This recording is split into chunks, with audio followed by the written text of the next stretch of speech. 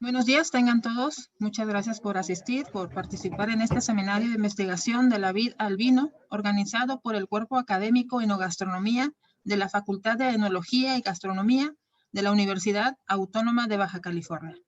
El día de hoy tenemos la tercera charla de este seminario. Tenemos a nuestro ponente investigador del Instituto de Ciencias de la Vid España, el doctor Javier Ibáñez, y me permito leer una breve reseña, y digo breve porque es un gran investigador, de su currículum académico. El doctor Javier Ibáñez se licenció en Ciencias Biológicas en 1988. Obtuvo el grado de licenciatura en 1990 y se doctoró en Ciencias Biológicas en el 2000. Todo ello en la Universidad Complutense de Madrid. Comenzó a trabajar con la vid en el IMIDRA, en Madrid, en 1995, con el fin de aplicar el análisis molecular al estudio de variedades de vid.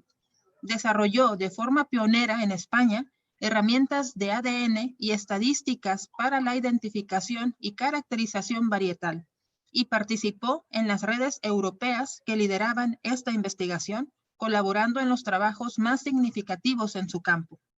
A partir de 2004, se interesó además por la base genética de la variación natural para caracteres reproductivos de la vid, descifrando los genes responsables de caracteres de interés en la baya y el racimo. En 2008, simultáneo su actividad investigadora en el IMIDRA con la actividad docente como profesor asociado en el Departamento de Genética de la Universidad Complutense de Madrid.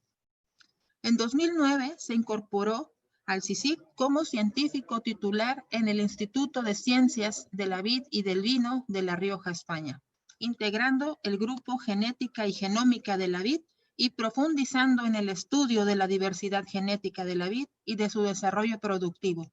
Los últimos proyectos que ha dirigido se han centrado fundamentalmente en la caracterización de la variación somática de la vid y de la genética del carácter capacidad del racimo, utilizando las últimas tecnologías ómicas.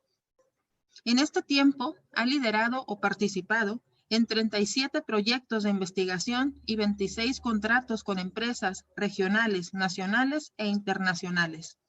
Ha dirigido 4 tesis doctorales y cuenta con 102 publicaciones científicas, 56 indexadas, 12 libros o capítulos de libro y 21 publicaciones de divulgación relacionadas con la temática expuesta. Ha sido ponente invitado en 30 eventos, contribuyendo con 70 comunicaciones científicas en congresos internacionales y con 46 en nacionales.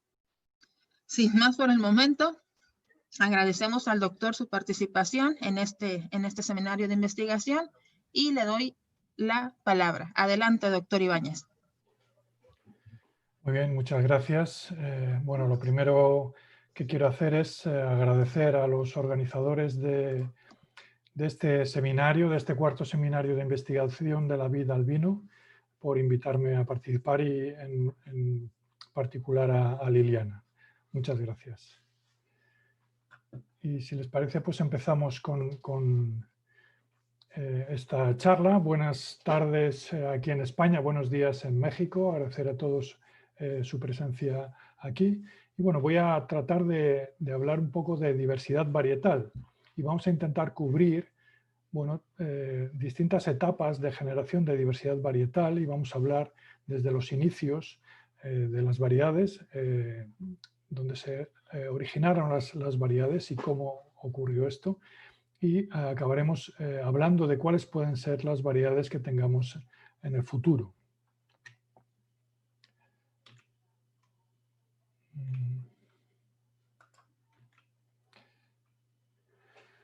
Bueno, y antes de entrar en materia, quería mencionar al grupo de investigación en el que estoy integrado, el grupo de genética y genómica de la vid, como bien ha dicho Liliana. Estamos en Logroño, en La Rioja, España, aquí en esta zona chiquitita en el norte de España. Y nuestro instituto está formado por 3 instituciones y en mi caso yo pertenezco al CSIC, al Consejo Superior de Investigaciones Científicas. Vamos a cambiar el puntero. Bueno, y en esta charla, como decía, bueno, vamos a ver un poco cuáles podrían ser las variedades que tengamos en el futuro, pero para poder llegar a adivinar o a pensar cuáles pueden ser esas variedades, tendremos que ver un poco cuál es la situación actual, qué es lo que tenemos, y también cómo se ha llegado a esta situación actual, es decir, viajar un poco al pasado. Así que sin más, lo primero que quiero decir es que bueno, las necesidades y los gustos cambian en todos los sentidos y también, por supuesto, en cuanto a las variedades de vid. A nivel local puede haber muchos motores que provocan esos cambios y a nivel global, pues algunos como el cambio climático, cambios en la valoración medioambiental, por ejemplo, en la percepción por parte de las personas en general o de los consumidores del uso de pesticidas o de un consumo apropiado del agua. En muchos casos esto genera cambios legislativos que inciden en provocar cambios también a nivel varietal y de otros tipos. También hay cambios provocados por los gustos del consumidor y aquí tenemos un par de ejemplos. Esta botella es la conocida como botella de Spira, es una botella de vino que se encontró en un yacimiento arqueológico, en una casa de un noble romano, aproximadamente del año 300 después de Cristo, o sea que el vino tiene aproximadamente 1700 años y posiblemente, aunque se hubiera conservado perfectamente, no sería de nuestro gusto, como tampoco lo serían los vinos que seguramente tomaban los borrachos de Velázquez. Y por supuesto, la globalización es otro motor de cambio a nivel general que provoca cambios a todos los niveles. Ahora bien, un cambio significa una evolución y para poder evolucionar se necesita diversidad. En este caso estamos hablando de variedades y lo cual significa que para poder evolucionar necesitamos que haya diversidad de variedades. Y quiero señalar un par de hechos muy relevantes a este respecto. En este caso voy a dar información de España, pero España es uno de los países más relevantes si hablamos de superficie de vid cultivada, puesto que es el país con mayor superficie de vid cultivada en el mundo, casi 1 millón de hectáreas de los aproximadamente 8 millones de hectáreas que se cultivan a nivel mundial. Y como podemos ver en este gráfico, las variedades cultivadas en España han cambiado enormemente en los últimos 25 años, por lo menos en cuanto a la cantidad de cultivo en algunas variedades. Así vemos que la variedad Airén, que en el año 90 se cultivaba casi 500.000 hectáreas, es decir, prácticamente la mitad del viñedo nacional español era de la variedad de Airén, en solo 25 años se ha reducido a poco más de 200.000 hectáreas.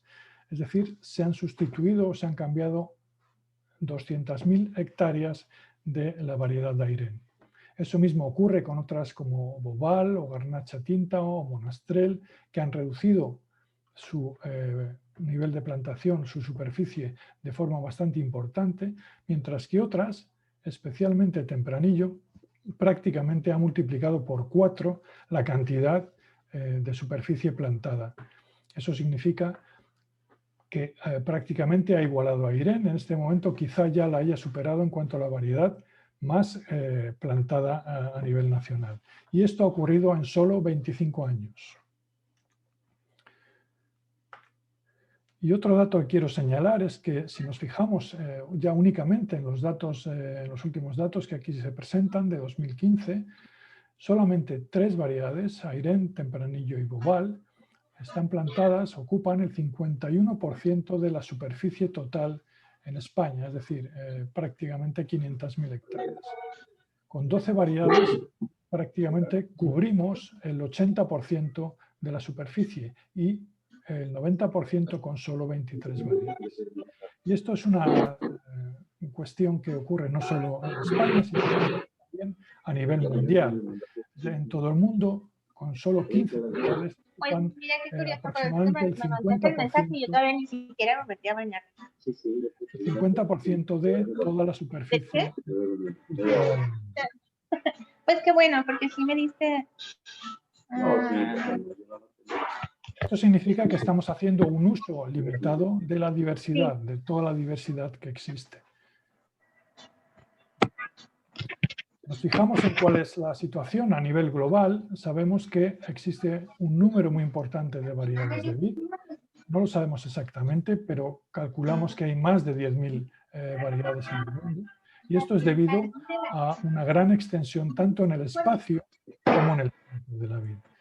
En el espacio, en prácticamente todos los continentes se cultiva la vid, y en el tiempo, pues como veremos, desde hace varios miles de años.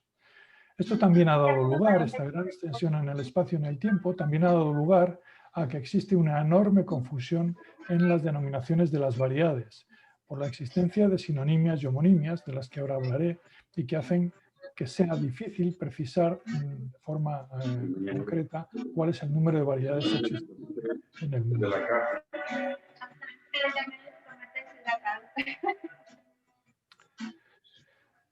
Pues bien, si vamos al origen de todas las variedades, tenemos que decir que solo existen dos vías, en realidad, para originar variedades. Las variedades se producen principalmente por la vía del cruzamiento, como vemos aquí.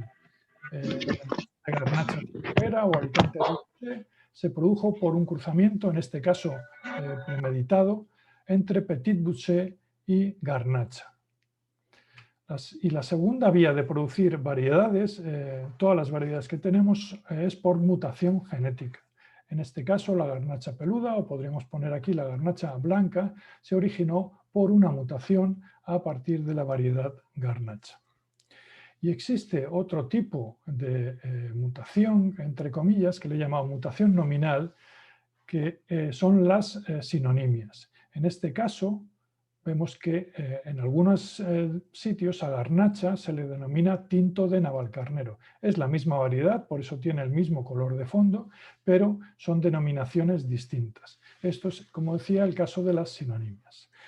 Ahora bien, existe también en algunos lugares donde a la Petit Bouschet se le llama garnacha, con lo cual tendríamos que el nombre garnacha puede denominar a la variedad Petit Bouschet o a la variedad garnacha, como vemos aquí. Y en este caso, entonces, hablamos de una homonimia, el mismo nombre para dos variedades distintas. Aquí no acabaría el problema porque en otros lugares esa garnacha tintorera a la que se le denomina garnacha, con lo cual se complica más la cosa, y por no terminar aquí, diremos que aún existe una sinonimia de tinto navalcarnero que no es garnacha como esta, sino que en algunos sitios es como se denomina a la variedad tempranillo. De manera que vemos que el panorama es muy complejo y que la simple denominación de una variedad no nos sirve para saber cuál es, porque además, como estamos viendo en la diapositiva, no existe una, dos o tres denominaciones para cada variedad, sino que en muchos casos existen cientos de denominaciones. Bueno, y con este panorama, ¿qué podemos hacer? Afortunadamente existen herramientas que nos permiten resolver, identificar a las variedades. La herramienta más conocida, más antigua y que se sigue utilizando y que es imprescindible, diría yo, en la actualidad, es la descripción de la morfología de la vid. Existen descriptores oficiales para los distintos órganos de la planta, hoja, flor, etc. y están perfectamente clasificados. Sin embargo, la ampelografía presenta algunas limitaciones, y es que algunos caracteres pueden estar influidos por el ambiente, por el cultivo, etc. El número de caracteres a estudiar puede ser pequeño y además hace falta mucho tiempo hasta obtener resultados, puesto que hay que estudiar durante todo el ciclo vegetativo de la vid estos caracteres. Y la subjetividad que a veces ocurre, también en caso de implicaciones legales, pues también puede ser un problema. Afortunadamente, desde hace algunos años podemos estudiar el ADN, que nos permite tener mayor objetividad. En la vid existen 3 genomas diferentes en cada célula. Dentro de lo que sería el núcleo existe el genoma nuclear, que es el más importante y el más grande, pero también en los orgánulos mitocondria y cloroplasto existen genomas que son más pequeños. El genoma nuclear se transmite, decimos, de forma biparental, es decir, que hay 2 juegos de cromosomas dentro de ese genoma, uno heredado del padre y otro de la madre, es decir, que en la vid ocurre igual que en los seres humanos. En cambio, los genomas cloroplástico y mitocondrial solo se transmiten por vía materna y contienen un genoma repetido muchas veces, de manera que evoluciona muy despacio y tiene unas utilidades, como veremos, muy concretas. Hay que decir que, como pasa en los humanos, cada individuo que se produce por reproducción sexual tiene un genoma nuclear único y eso nos permite diferenciarlo perfectamente de cualquier otro. Y para eso, aunque hoy en día podemos secuenciar el genoma completo de cualquier variedad de vid, y de hecho lo hacemos para algunas aplicaciones, en cambio para otras, o en los casos de los que voy a hablar en general en esta presentación, no hace falta tener todo el genoma, lo cual es un proceso bastante largo y laborioso, sobre todo su estudio, sino que nos basta con mirar en unos determinados puntos dentro del genoma, lo que llamamos marcadores, y comparar estos marcadores entre sí en las distintas variedades o individuos. Y eso nos permite llevar a cabo la identificación, como en el caso de los humanos, de nuevo, en CSI, y también hacer análisis de paternidad, de diversidad, etc. Bueno, pues una vez descrita la situación actual y las herramientas con las que contamos, llega el momento de ver cuál es el origen de las variedades de vid. Y vamos a empezar por intentar decir o plantear cuáles serían las preguntas que nos interesaría resolver aquí. Y estas serían algunas como las que pongo aquí. ¿De dónde provienen las primeras variedades de vid? ¿Cómo se originó? ¿Cómo se originaron las variedades actuales, las que disfrutamos o las que conocemos todos? ¿Y cuál es el origen en particular de las variedades más conocidas o que se pueden cultivar más en nuestras regiones? Bueno, para contestar a estas preguntas tenemos que iniciar un viaje de más de 8.000 años. Hoy en día sabemos que la viticultura nació hace más de 8.000 años en un momento en el que hubo una revolución muy importante para el ser humano, que es la revolución del Neolítico, la nueva edad de piedra. Durante esa revolución empezó la ganadería, empezó la agricultura, pero también otras cosas que son muy relevantes, como por ejemplo se aprendió a tallar las piedras mejor, de manera que se pudieron hacer algunas herramientas como hachas o azadas. También nació la alfarería, lo cual también permitió, digamos, algunas aplicaciones, conservar alimentos o líquidos. También nacieron los telares, se aprendió a tejer y a hilar, de manera que todo esto, digamos, en conjunto dio lugar a una gran revolución para el ser humano y o como parte de esa revolución nació la vitivinicultura. Y sabemos hoy que nació en esta zona que marcamos aquí, esto es el Mar Negro, el Mediterráneo, aquí está el Cáucaso y esta zona que marco aquí, que incluye los países que actualmente serían pues, Georgia, Armenia, Azerbaiyán, norte de Irán, este de Turquía. Ahí es donde se han encontrado los yacimientos más antiguos que contienen restos de alfarería con restos de ácido tartárico que se sabe que tiene que proceder de vino. También se han encontrado restos vegetales, fundamentalmente de semillas, que también se han identificado como los más nuevos, digamos, o los más antiguos. Este descubrimiento de la alfarería precedió al descubrimiento del vino. Posiblemente el guardar uvas dentro de estos recipientes de barro hizo que se produjeran fermentaciones espontáneas y eso dio lugar a un interés, puesto que la bebida seguramente fue, digamos, del gusto de los humanos de la época, y eso dio lugar a un interés en cultivar esas vides de una forma, digamos, más adecuada y que pudieran obtener ese provecho de esa bebida tan interesante a su voluntad. Y eso dio lugar a los primeros pasos hacia la domesticación de la vid. En esta época se domesticaron no solo la vid, sino muchas otras especies vegetales y también animales, pues como el perro, la vaca, la oveja, etc. La domesticación en lo que consiste es en que el ser humano favorece la transformación de una determinada especie, ya sea vegetal o animal, en su propio beneficio. En el caso de la vid, actualmente se consideran dos subespecies dentro de la Vitis vinifera, la subespecie silvestris y la sativa. Hace 8.000 años, cuando estamos hablando, solo existía la subespecie silvestris y a partir de ella se produjo la formación, la generación, la creación de la subespecie sativa.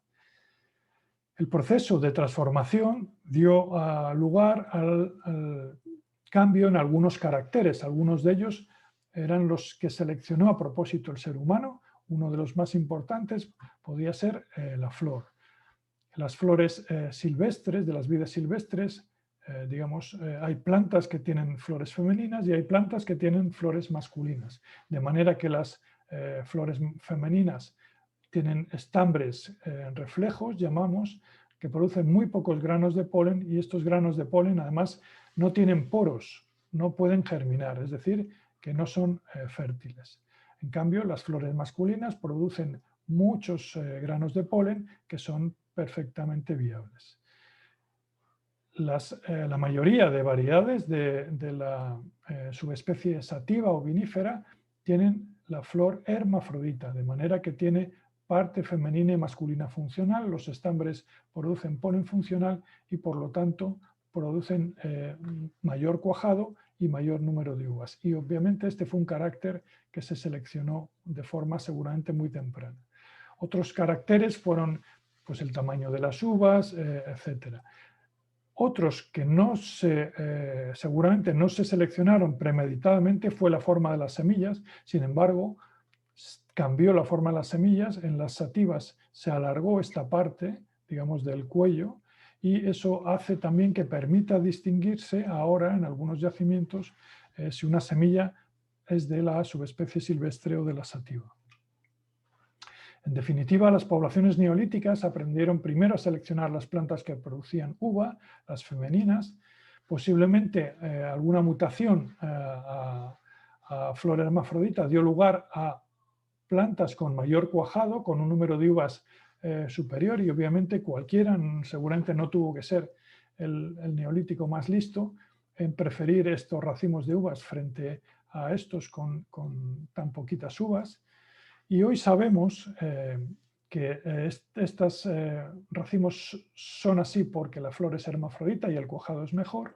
Y también sabemos que esta flor hermafrodita se produjo por una mutación no en la flor femenina, sino en la flor masculina. Y se han detectado y existen flores intermedias, como vemos aquí, con una pequeña parte femenina que en muchos casos es viable, digamos, que es capaz de producir uva. A partir de aquí, para mantener estos caracteres era necesaria la reproducción vegetativa, si bien el 50% de las semillas que producen estas plantas también producían flores hermafroditas, o sea que inicialmente se mantendría así, pero a partir de descubrir la utilización de esquejes, la multiplicación vegetativa, pues eso hace que se mantenga exactamente el mismo tipo de uva. De manera que se empezarían a producir las primeras variedades, las protovariedades o variedades originales, y eso se empezó a distribuir, bueno, originalmente hacia Mesopotamia, hacia el sur y hacia el oeste. Desde esta zona, a través del Mediterráneo, empezó a recorrer toda la cuenca mediterránea, llegando a la península balcánica, a la península itálica y por último a la península ibérica y también a Centro Europa. Y en este camino, digamos, pues la existencia de poblaciones de vides silvestres en esas regiones permitió lo que llamamos sucesos secundarios de domesticación. Es decir, que posiblemente la vid no solo se domesticó aquí, sino que hubo otros eventos en otros lugares. ¿Y cómo sabemos esto? Bueno, pues esto lo sabemos gracias al conocimiento del genoma del cloroplasto. Como decía anteriormente, el genoma del cloroplasto cambia muy poquito, de manera que en realidad en toda la vid solo existen 4 líneas maternas que llamamos A, B, C y D. Y en un trabajo que hicimos ya hace bastantes años, estudiamos cuál eran los tipos de cloroplasto desde la zona de Oriente Próximo hacia el oeste, hasta la península ibérica. Y vimos que los tipos de cloroplasto eran diferentes. En la zona más próxima a la domesticación primaria prácticamente no había clorotipo A, sino que había B, C, D y otros, mientras que a medida que avanzábamos por el Mediterráneo, la preponderancia del clorotipo A iba aumentando. Cuando estudiamos las vides cultivadas, vimos que efectivamente había vides cultivadas de clorotipo A. Si todas las domesticadas vinieran de Oriente Próximo y de la zona de domesticación primaria, no habría vides cultivadas con clorotipo A, pero en cambio vimos que había, sobre todo en la península ibérica y también en Centro Europa e Itálica, una parte importante de variedades con el clorotipo A. Incluso aún nos preguntamos si siguen en marcha los procesos de domesticación. Hace apenas un mes que hemos publicado un trabajo en colaboración con colegas montenegrinos de vides estudiadas, tanto cultivadas como silvestres, en este país balcánico, y hemos encontrado que hay vides cultivadas que en realidad genéticamente son prácticamente silvestres. En naranja todas las vides silvestres que estudiamos, en azul son las vides cultivadas y vemos que genéticamente aquí hay al menos un par de ellas que genéticamente son idénticas a las silvestres y sin embargo son cultivadas. Y también hay casos intermedios, incluyendo variedades muy conocidas como Cabernet Franc o Sauvignon, que son genéticamente intermedias entre las silvestres y las cultivadas. El caso de Sauvignon lo mencionaré después porque es muy relevante. A partir de la época en la que los fenicios y los griegos distribuyeron por el Mediterráneo las primeras variedades, luego en cada zona seguramente hubo distintos eventos o sucesos históricos que contribuyeron a generar las variedades actuales. En la península ibérica, la caída del Imperio Romano provocó una pérdida de referencias porque los romanos habían distribuido las variedades que ellos cultivaban. En concreto en la península ibérica, hubo luchas religiosas, musulmanes y cristianos, y cada uno impusieron sus variedades, digamos, de mayor interés. En el caso de musulmanes, uva de mesa oriental; en el caso de los cristianos, que necesitaban vino para la liturgia, pues tanto las órdenes monásticas contribuyeron a distribuir y a generar variedades como el Camino de Santiago. Y también las guerras, digamos, provocaban necesidades de ocupación rápido del territorio, y eso dio lugar también seguramente a la reproducción por semillas y a esa preponderancia, como hemos dicho, el clorotipo A, digamos, dentro de la península ibérica. Bueno, hasta aquí, digamos, lo que sería el origen general de lo que podían ser las variedades. Nos podemos preguntar si podemos dar datos más concretos del origen de algunas variedades. Y lo que sabemos ya desde hace algunos años es que efectivamente la mayoría de variedades de vid tienen parientes cercanos vivos. Aproximadamente el 75% de variedades en este trabajo de 2011 de Miles presentaban al menos una variedad, un pariente en primer grado, es decir, un padre, madre o hermano. El primer pedigrí que se conoció de una variedad de vid es el de Cabernet Sauvignon en el año 1997, que aparece aquí reflejado. Sus padres son Sauvignon Blanc y Cabernet Franc, y a partir de este descubrimiento en muchas regiones vitícolas se hicieron muchos estudios para intentar, y se siguen haciendo, para intentar descubrir cuál es el origen genético de las variedades de vid en cada caso. Aquí ponemos un ejemplo del origen de variedades francesas, publicado por Boursicotte en 2009, con el origen de algunas variedades francesas muy importantes, algunas de las cuales también se cultivan de manera importante en México, como es el propio Cabernet Sauvignon o Sauvignon Blanc. Y vemos, por ejemplo, Merlot, que también es otra variedad importante, o en otros países latinoamericanos, como es el caso de Carmener en Chile, o Cot, que es Malbec en Argentina. Vemos que hay muchas relaciones, muchas variedades relacionadas entre sí que comparten padre o madre, y otra particularidad que también se ha visto en distintos casos y que mostraré varios ejemplos, es la presencia, en este caso, de Madeleine Noir de Charentes, que es una variedad que estaba al borde de la extinción, prácticamente se encontraron unos poquitos ejemplares nada más, y que es una variedad que tiene la particularidad de ser femenina. Y estas dos características las mencionaré a lo largo de varios ejemplos a continuación. Otro ejemplo que muestro aquí también de variedades francesas es este estudio, en este caso es paleogenómico, estudiaron semillas encontradas en yacimientos arqueológicos en Francia, fundamentalmente en el sur de Francia. Es un trabajo publicado hace un año, muy recientemente, y aquí quiero señalar pues, la presencia de nuevo de Savagnin Blanc, esa variedad que yo decía que tenía una parte importante de silvestre y que, como vemos, es progenitora de un montón de variedades, todas estas que la rodean, y que son variedades que tienen la particularidad de no ser solo francesas, sino que también son centroeuropeas, de la península ibérica, itálica, etc. O sea que fue una variedad que se distribuyó mucho en su época. Y otra cosa que quiero mencionar es que una de las semillas que se ha encontrado, o algunas semillas, proceden de la propia Savagnin Blanc, es decir, que se sabe que es una variedad que existía ya hace 900 años en el sur de Francia.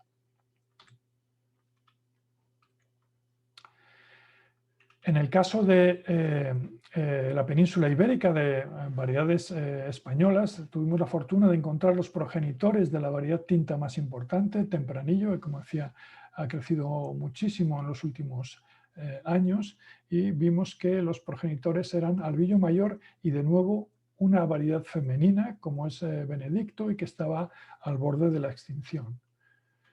Aparte de los progenitores, también seguimos investigando y pudimos encontrar otros familiares, relaciones de primer grado, por ejemplo, de Castellana Blanca con Albillo Mayor, y también de Mazuelo o Cariñán, que es otra variedad que también se cultiva en México, con esta Castellana Blanca. O sea que Mazuelo tendría alguna relación también con Tempranillo. Y también encontramos algunos descendientes de la variedad Tempranillo.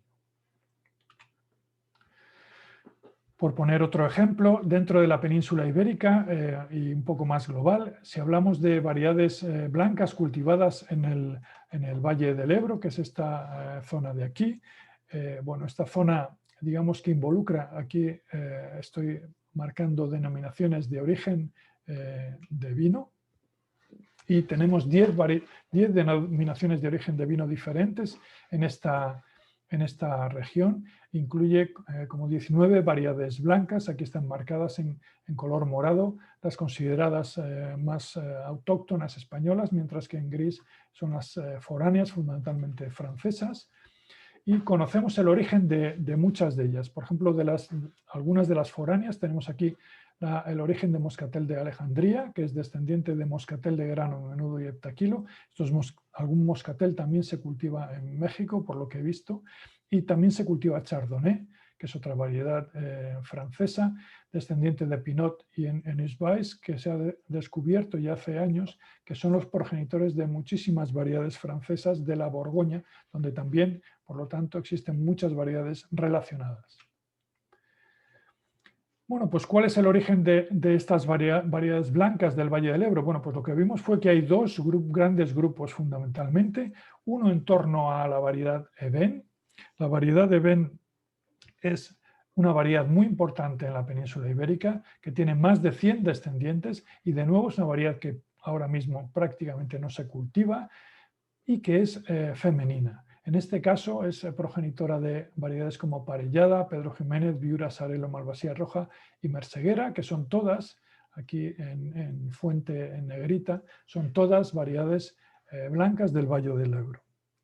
Hay una segunda familia que sería más, incluyendo variedades extranjeras, pero también ibéricas, en torno a Savagnin Blanc, que de nuevo vuelve a aparecer, que tiene una relación directa con Sauvignon Blanc y con Chenin Blanc, que también se cultiva en México, y es a su vez progenitora de la variedad Verdejo, muy conocida en la zona de Rueda, y Maturana Blanca. Asimismo, Castellana Blanca, que es progenitora de Verdejo y Maturana Blanca, tiene una relación, como veíamos antes, con Turruntés, que es Albillo Mayor, que a su vez, como también he comentado antes, es progenitor de Tempranillo con Benedicto, y a partir de Tempranillo se generó otra variedad autorizada en el Valle del Ebro, otra variedad blanca, que es la Tempranillo Blanco. Estas son las dos grandes familias y luego existe la garnacha blanca, que deriva por mutación de la garnacha tinta y de la cual prácticamente no existe ninguna información de relaciones genéticas. Otro ejemplo que vamos a pasar muy rápidamente, en el noroeste peninsular, en la zona del norte de Portugal y Galicia, de nuevo tenemos 4 familias principales y de nuevo en torno a Traminer, que es Sabañín, es la misma variedad, esto es una sinonimia, hay muchas variedades derivadas, otros progenitores Ebeni castellana blanca, como veíamos antes, y en torno a Caíño Bravo y Batoca. Es decir, que de nuevo hay muchas variedades relacionadas y de nuevo alguna variedad femenina está involucrada. Y por no poner ejemplos solo, digamos, centroeuropeos o ibéricos, pongo este ejemplo del trabajo de Montenegro que mencionaba antes, donde de nuevo lo que quiero señalar es la presencia de un montón de variedades relacionadas genéticamente entre sí y donde suele haber unas pocas variedades que llamamos variedades fundadoras y que suelen ser progenitoras de muchas variedades. Hemos mencionado a Eben, a Sabañín, en este caso Keratosia, que no es otra cosa que el Zinfandel, que se conoce como se conoce en California, es la misma variedad. El Zinfandel procede de esta zona de los Balcanes, y también otra variedad fundadora es Rasaclia o Parmaxerven, que vuelve a ser una variedad femenina y que es progenitora, como vemos, de un montón de variedades.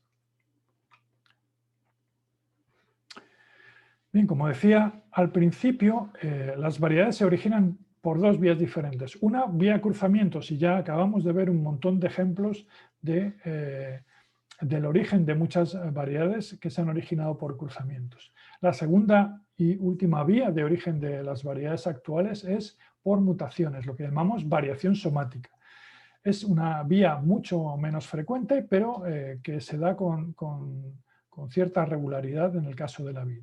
Y conocemos variantes somáticos pues para el color de la uva, por ejemplo, garnacha o pinot noir, pinot blanc, variantes de semilla, por ejemplo, partenocárpica, como en el caso de los corintos, o estenospermocárpica, como en el caso de sultanina, o conocida como Thompson seedless en Estados Unidos. Pero también hay variantes para la hoja, por ejemplo, la vellosidad de la hoja o la forma de la hoja, también se han descrito variantes somáticos. No voy a dar muchos ejemplos y me voy a limitar a contar uno de nuestro laboratorio. Pero antes quiero comentar brevemente cómo se origina la variación somática y cómo se propaga. Bueno, una variedad de vid normalmente, como hemos visto, se produce a partir de una semilla. Por un cruzamiento obtenemos una planta que da ramas, dentro de cada rama se producen yemas y dentro de una yema existen meristemos o yemas primaria en este caso, secundaria o terciaria, y cada una de estas yemas tiene un meristemo apical donde existen capas celulares que son las que luego van a dar lugar a todos los órganos y a todos los tejidos de la planta. Bien, pues en esas yemas se pueden producir mutaciones y de hecho se producen mutaciones con regularidad. En muchos casos esas mutaciones no son detectables a simple vista, no afectan a ningún órgano o tejido que podamos detectar, pero se van acumulando en el genoma. A lo largo de la multiplicación vegetativa, como vamos viendo aquí, pues se puede producir una mutación que se transmite a su vez a su descendencia vegetativa. Alguna de esas plantas puede acumular alguna otra mutación, etc. Cuando una de esas mutaciones sí que afecta a un carácter como el color de la baya, en este caso de tinta a blanca, pues claro, ya estamos hablando de una nueva variedad, puesto que ya no hablamos de una variedad tinta, sino una variedad blanca. Y esa es la forma en que se generan nuevas variedades por mutación. Como decía, voy a explicar brevemente el origen de tempranillo blanco. Tempranillo blanco surge porque en una planta de tempranillo tinto, en un viñedo aquí en Rioja, pues un par de ramas dieron racimos de uva blanca. Empezamos a estudiar esta situación, esto ocurrió en los años 80. Sabíamos, nosotros empezamos a estudiarlo ahora 12, 14 años, sabíamos ya que el lugar, el locus que llamamos del color responsable de la variación para el color de la uva está localizado en un cromosoma, en concreto en el cromosoma 2 de la vid, y que Tempranillo, puesto que procede de una variedad blanca y una tinta, pues tenía una copia, digamos, que no produce color, como ocurre en su progenitor Albillo Mayor, y otra copia de ese locus del color, procedente de Benedicto, que sí produce color. Por lo tanto, lo que habría ocurrido en Tempranillo blanco es que la copia que sí produce color, de algún modo se habría perdido.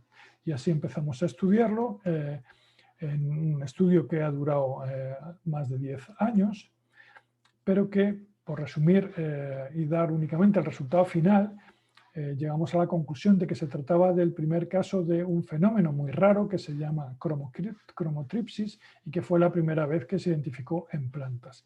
Y lo que ha ocurrido es que hay reorganizaciones, lo que llamamos reorganizaciones desequilibradas del genoma, es decir, 3 cromosomas del tempranillo tinto se habían roto por distintos trozos y se habían pegado de nuevo de otra manera diferente, perdiéndose algunos de estos trozos, incluido el que lleva el locus del color. De manera que por eso se había producido tempranillo blanco, por eso había perdido el color de la baya y lo habíamos podido detectar. Pero este tempranillo blanco, aparte de perder este trozo del cromosoma o este locus del color, tiene otros cambios que hace que merezca la pena estudiar y ver si se pueden encontrar otros tempranillos blancos que que sean menos problemáticos o que puedan tener menos problemas debido a la pérdida de todos estos trozos del genoma que se ha producido en el blanco. Así como resumen del origen de las variedades actuales, podemos decir que la mayoría proceden de cruces posiblemente naturales producidos en los últimos siglos y que unas pocas proceden de mutaciones espontáneas, que en las regiones vitícolas tradicionales se formaron familias de variedades que están estrechamente emparentadas, como hemos visto, y que además, sin duda, esas familias varietales contribuyen a las particularidades de cada región vitícola, es decir, a lo que llamamos la tipicidad, y eso es muy importante. Bueno, ya hemos visto de dónde venimos, hemos visto cuál es la situación precedente y ahora pues vamos a enfocarnos un poco al futuro. Y bueno, mirar al futuro siempre supone o debe suponer una parte de análisis de lo que hemos visto en el pasado, pero también un cierto ejercicio de adivinación y de riesgo. Y eso es lo que vamos a hacer. Nosotros pensamos que las variedades del futuro serán, por un lado, nuevas variantes de variedades que conocemos ahora, de variedades comunes.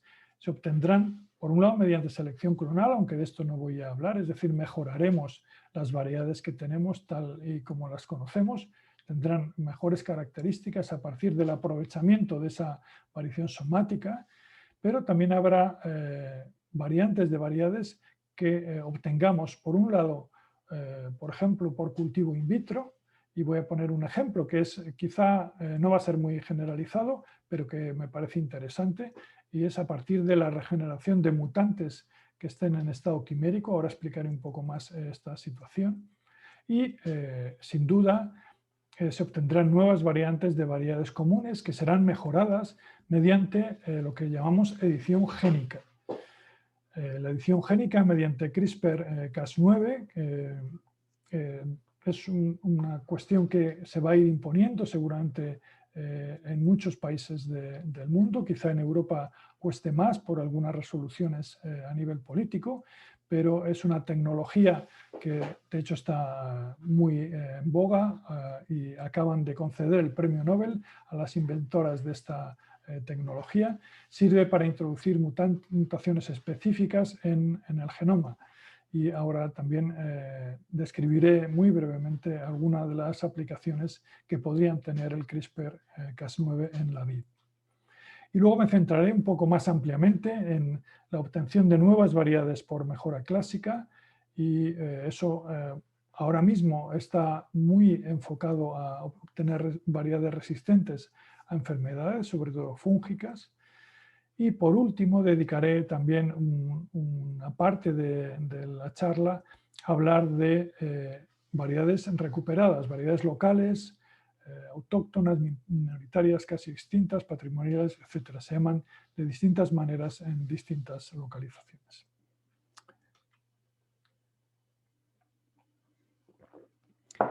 Pero no hay que olvidar que cualquier cualquier variedad que tengamos en el futuro tendrá que partir de los recursos genéticos de los que disponemos en el presente. Y no quería dejar la oportunidad de listar todos estos recursos porque a veces se nos olvida alguno y no voy a mencionar o no voy a hablar mucho de su utilización o de alguno de ellos, de la utilización de alguno de ellos en la charla. Pero contamos desde, digamos, la parte más interior a la más amplia. Empezaríamos por la variación intravarietal dentro de la subespecie sativa de Vitis viniferae. Y están las variantes somáticas que acabamos de describir, tanto clones como variedades en función de a dónde afecte la mutación. También está la variación intervarietal. Hemos visto que existe mucha diversidad entre variedades de vid y existen las variedades naturales, producidas de forma natural por un cruzamiento espontáneo, y las variedades artificiales, donde el hombre, digamos, es el que decide qué variedades cruza para obtener una variedad deseada. El siguiente nivel sería a nivel dentro de la especie, pero entre las dos subespecies, y sería el aprovechamiento de las vides silvestres. La vid silvestre, por desgracia, es un taxón que se está perdiendo, está en vías de extinción en muchos países, incluido España, y tenía muchísimos usos hasta finales del siglo XIX en toda Europa, y tiene caracteres que pueden ser aprovechados en la mejora de las variedades. Y por último, dentro del género Vitis hay otras especies y dentro de las vitáceas hay otros géneros con los que se han generado híbridos interespecíficos, portainjertos, híbridos productores directos, y en algunos casos son útiles como donadores de genes específicos para algunas de las aplicaciones que vamos a mencionar. Lo primero que comentaba era el uso de cultivo in vitro para la obtención de determinadas plantas a partir de quimeras, y lo que no he comentado es que estas mutaciones que se producían en la yema, estas variaciones somáticas, muchas veces afectan solo a una de las capas celulares. En función cómo se distribuye luego esa mutación, podemos tener, si ocupa solo una parte del meristemo apical dentro de esa capa, tendremos una quimera sectorial, como ocurre aquí en Tresot-Panachet. Y en función de, esto es una mutación, una quimera sectorial en Tresot noir, es decir, es una variedad que es negra de por sí, pero donde ha mutado y ha perdido el color, pues aparecen bayas blancas, e incluso en algunas zonas pues aparecen bayas con sectores blancos y tintos en función de qué células han originado esa parte o esa uva. Existen también quimeras periclinales que ocupan toda la capa celular donde han mutado, la L1 o la L2 en su caso. Aquí vemos un tempranillo gris, por ejemplo, donde habría mutado, habría perdido el color la capa L2, y entonces por eso tiene menos color, porque la capa L2 da lugar a parte de la epidermis que en este caso ya no acumula antocianos. Bueno, pues mediante cultivo in vitro, en concreto mediante cultivo de estambres, de anteras y filamentos de la vid, se pueden regenerar plantas que, si proceden de una única célula, si es de la L1 o es de la L2, pues podremos separar, digamos, esa mutación y obtener plantas como nos interesa. Así, por ejemplo, a partir del tempranillo gris podríamos obtener tanto plantas tintas normales como plantas blancas, en función de que regeneremos plantas a partir de células de la capa celular L1 o de la L2. Este es el proceso en el que no voy a entrar, pero a partir, como digo, de, en este caso una antera, se produce una respuesta embrionaria que genera, digamos, un embrión que al germinar da lugar a una plántula. El segundo caso que planteaba era el de producir mejora de variedades, mejora de las variedades actuales que tenemos mediante la edición de genes por CRISPR-Cas9. Bueno, ya desde el año 2018, como vemos aquí en este trabajo, existen procedimientos publicados para generar esta edición génica. Son procedimientos complejos y en algunos casos pueden implicar la transformación génica, de manera que en Europa estas plantas se consideran transgénicas y por lo tanto tienen unas posibilidades comerciales hoy por hoy limitadas en Europa, no así en otros países. Pero el asunto es que lo que nos permite esta tecnología prácticamente sería como se le llama el corta y pega, digamos, genético, y lo que permite es en aquellos caracteres donde conozcamos cuál es la base genética, es decir, en qué gen o en qué nucleótido dentro de ese gen digamos, se producen las diferencias que causan un determinado carácter, por ejemplo, un color blanco, un color tinto, o por ejemplo, la presencia de semillas o la ausencia de semillas, o también se conoce para el aroma moscatel. Para todos estos caracteres donde se conoce la base genética, podemos llevar a cabo este proceso de edición génica y en una determinada variedad que nos puede interesar, pues por ejemplo, incorporarle un aroma moscatel o, digamos, un color de la uva que sea más de nuestro gusto.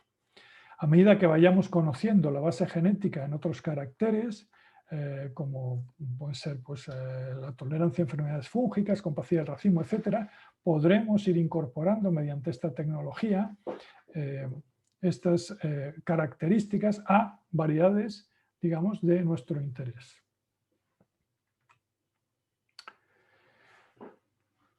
Esas dos, digamos, eran los aspectos más quizá novedosos o diferenciadores de los que quería hablar, pero ahora quiero hablar dos que seguramente van a tener más importancia, más peso cuantitativamente en las variedades del futuro. El primero de ellos es la mejora genética clásica, y en él lo que estamos hablando es de generar variedades artificiales, en muchos casos utilizando como, bueno, pues genética o genes procedentes de otros géneros y otras especies de vitis que aporten la tolerancia a enfermedades.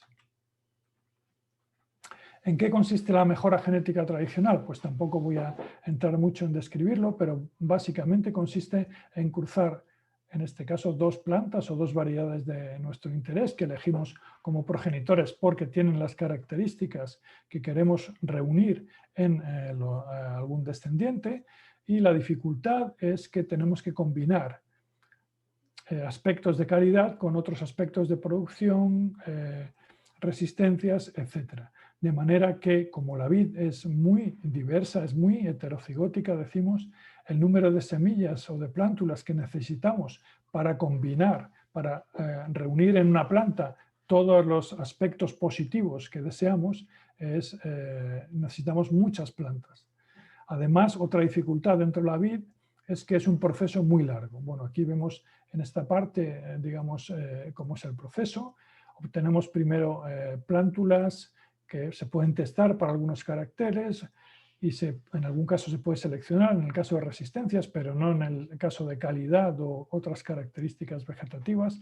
Tenemos que ir creciendo, llegar a viñedo, llegar a producción e ir seleccionando. De manera que el tiempo requerido, como veremos, es muy largo. Y baste para ello un ejemplo de un ejemplo de éxito, como es la variedad Regent, que desarrollaron en el Julius Kuhn Institute.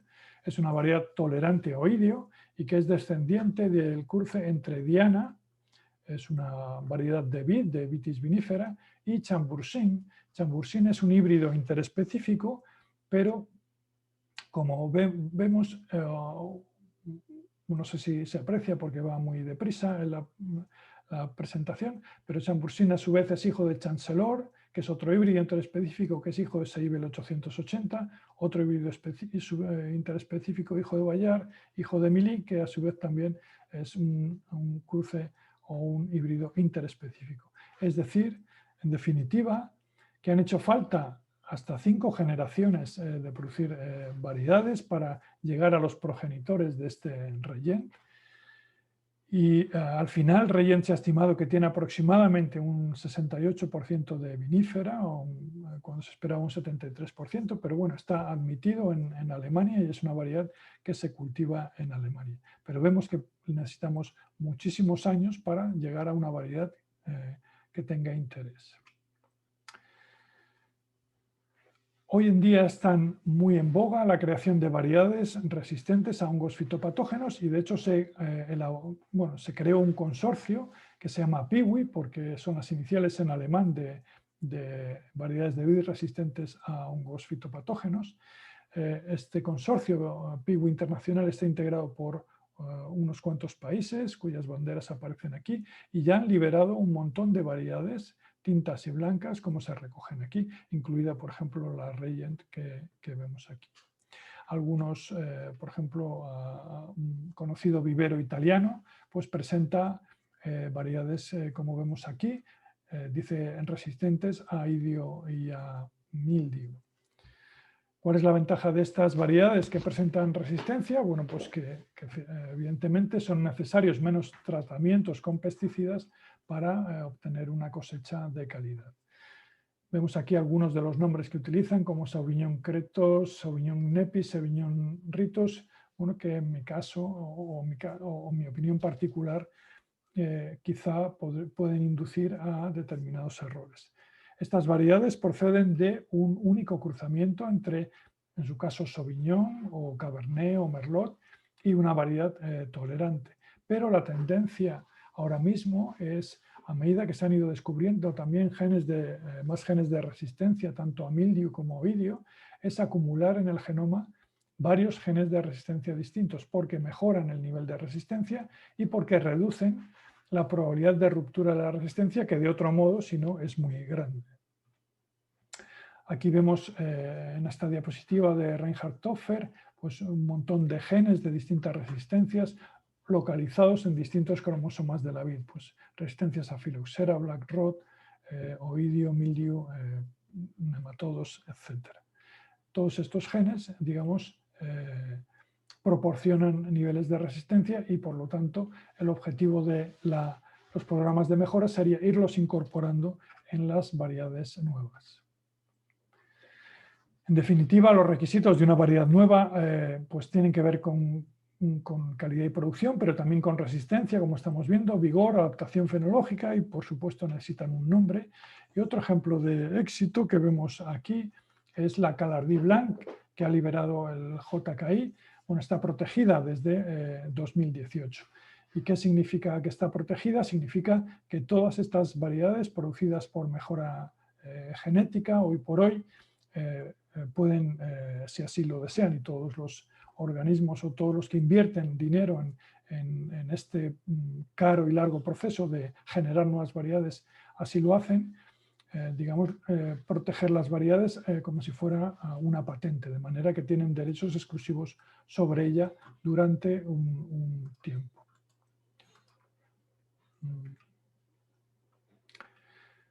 Bueno, no vamos a hablar mucho de protección de variedades, ya si alguien tiene interés luego lo menciono porque no me quiero pasar mucho de tiempo. Y la última parte de la charla la quiero dedicar a las variedades minoritarias, que también van a ser variedades del futuro. En España, los inicios de la recuperación de variedades minoritarias datan de los años 90, de principios de los años 90, en La Rioja, donde se recuperaron o se encontraron, se hicieron prospecciones, se encontraron una serie de variedades que se cultivaban muy minoritariamente, y entre ellas estaba pues esta Maturana tinta de Navarrete, que luego se descubrió que era lo mismo que la variedad francesa Castex, pero también Maturana blanca, el tempranillo blanco que acababa de nacer, o la Torrontés de Rioja Albillo Mayor, que como hemos visto luego descubrimos que era un progenitor de tempranillo tinto. Bien, pues entre algunas de las variedades minoritarias que se encontraron en ese estudio, pues digamos, por primera y única vez dentro de la denominación de origen calificada a Rioja, se modificaron las variedades autorizadas para su cultivo dentro de la denominación y se incluyeron estas 4 nuevas variedades, minoritarias que procedían de ese estudio. Hoy, a día de hoy, la maturana tinta navarrete se cultiva ya en 154 hectáreas, el tempranillo blanco en más de 700 u 800 hectáreas. Hoy por hoy, la maturana blanca y el torrontés han tenido menos éxito, pero también se están cultivando dentro de la denominación de origen. A nivel nacional español, en el año 2013 comenzó un proyecto que involucró a todas las comunidades autónomas y a todos los centros de investigación con colecciones de vid, en un trabajo coordinado desde Madrid por el IMIDRA, en el cual participó de forma muy activa nuestro instituto. Y bueno, pues se prospectaron por toda España y se analizaron cosas que tenían en las distintas colecciones, las distintas comunidades autónomas. No voy a entrar en detalle en los resultados, pero de más de 2.000 muestras estudiadas se encontraron 95 nuevas variedades minoritarias. En España había menos de 300 variedades en el registro de variedades comerciales. Bueno, pues esto supone prácticamente un 30% más de variedades consideradas autóctonas. Pero además había como 220 genotipos desconocidos y una parte importante de los cuales seguramente lleguen a convertirse o lleguemos a la conclusión de que podrían ser también variedades al borde de la extinción, variedades en peligro de extinción. Un ejemplo que vemos aquí es la jarro suelto, que se encontró en distintas comunidades autónomas, como vemos aquí, es una variedad blanca, y el hecho de encontrarlo en distintas ubicaciones es lo que nos demostraba que efectivamente se trataba de una variedad minoritaria y no simplemente de algo encontrado de forma puntual en un único sitio. Otro caso, digamos, de variedades minoritarias que están creciendo ahora es el de Benedicto. Benedicto, como he mencionado anteriormente, se había encontrado solo en Aragón inicialmente, al borde de la desaparición, pero ahora se han encontrado en este proyecto en parcelas de Madrid y últimamente lo hemos encontrado también en La Rioja y se están ya elaborando vinos de esta variedad y asimismo de Albillo Mayor, que ya se cultivaba en la ribera del Duero, pero el descubrimiento de Albillo Mayor como el padre de Tempranillo pues ha puesto de moda esta variedad y ha aumentado su demanda y su uso. Y por último, quería mencionar un ejemplo de una iniciativa privada, como es el de la bodega Torres. Familia Torres lleva más de 30 años recuperando, rescatando variedades ancestrales en Cataluña. Y este es un ejemplo de éxito, una variedad que se halló en 2005 en el Valle de Bianya, en Cataluña, y que, bueno, digamos, esta bodega ha ido estudiando, ha hecho el saneamiento, las microvinificaciones, etcétera, y finalmente es una variedad que tanto la forcada como la moneu que fueron aprobadas por la denominación de origen penedés y ya ha salido en 2018, bueno, se incluyeron y ya han salido los primeros vinos con un precio, como vemos aquí, muy elevado, lo cual bueno, pues hace que digamos, sean cosas particulares, de cierto modo exquisitas y que digamos, suponen un valor añadido para la bodega. Pero no solo ocurre esto en la península ibérica, la búsqueda de variedades minoritarias está ocurriendo a nivel muy general. Conocemos casos en Italia, en el propio Montenegro, como he descrito, en Croacia y también en Latinoamérica. Y de hecho, hace apenas un mes tuvieron lugar las primeras jornadas latinoamericanas sobre vinos y variedades patrimoniales. En Latinoamérica también hay muchas variedades que son propias de ahí. Por supuesto, las variedades de vinífera originales procedían de Europa y fundamentalmente, bueno, pues vemos aquí, eran la Moscatel de Alejandría y el Listán Prieto o Mission, como se conoce en muchos países americanos, pero a partir de ahí generaron por semillas, por cruzamientos, muchos descendientes que pueden considerarse variedades autóctonas latinoamericanas y que se están empezando a recuperar y que se quieren poner en valor dentro de estos países. Así que finalmente,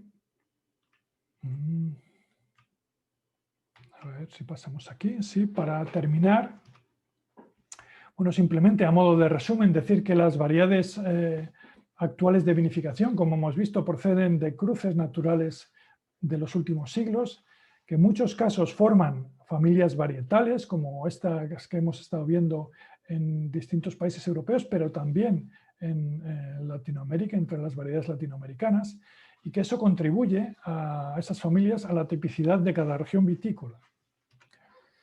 Que las necesidades y gustos cambian con el tiempo e inciden de forma muy importante en la dinámica en cómo se produce el cambio varietal, que se van a generar y se están generando nuevas variedades mejoradas, la mayoría o casi todas protegidas, que darán respuesta a nuevas demandas, por ejemplo, la reducción del uso de pesticidas, pero que su obtención es muy costosa y larga y que hay que planificarla realmente a conciencia antes de iniciar un proyecto de esta naturaleza. Y que una parte de las variedades del futuro sin duda serán las variedades del pasado. Es imprescindible continuar con su prospección y estudio en todas las regiones vitícolas. En definitiva, en la vid existen muchas fuentes de diversidad, todas ellas constituyen recursos genéticos de valor para la especie que serán la base de las variedades futuras. Y que cada país, cada región vitícola, cada denominación de origen e incluso cada bodega debe reflexionar sobre las variedades más convenientes para lograr sus objetivos en cada caso y para construir su futuro. Y eso es todo. Muchas gracias por su atención. Estaré encantado de contestar cualquier pregunta si así lo desean. Muchísimas gracias, doctor Javier. Excelente conferencia, excelente conocimiento del tema y además temas muy en boga, que nos confieren a todos los que estamos en el ámbito de investigación de uva, de vinificación, ¿no? Como tal. Entonces, agradecería, por favor, a los participantes, si tuvieran algún comentario o pregunta, con toda confianza, abrir su micrófono y exponerla. Adelante, Cristina. Hola, buenos días a todos. Javier, muchísimas gracias por la presentación. La verdad me ha encantado, soy una fanática del tema y además he tenido la oportunidad de trabajar algunos años en algunos de los temas que estabas comentando. Quería preguntarte, en cuanto al tema de generación de variedades resistentes, ¿sabes si ha habido alguna iniciativa o un acercamiento para generar variedades resistentes o tolerantes al estrés? Bueno, más que nada a condicionantes abióticos. Bueno, el principal motor de la mejora genética de la vid, como comentaba, sobre todo es la resistencia o la tolerancia a hongos fitopatógenos. Sin duda está creciendo ahora mucho los temas de mejora genética y yo estoy seguro que en muchos casos se van a incluir otras características a la hora de seleccionar. Ahora bien, la selección de estreses de esa naturaleza son realmente o pueden ser complicados, sobre todo también porque digamos son multifactoriales, ¿no? Entonces, bueno, pues eso es una complicación añadida al proceso de mejora en sí, que bueno, habrá que ver realmente si alguien se plantea, digamos, enfocarse en esa dirección. Porque como decía, al final un proceso de mejora es muy largo y muy costoso. Entonces hay que tener muy claros cuáles son los objetivos.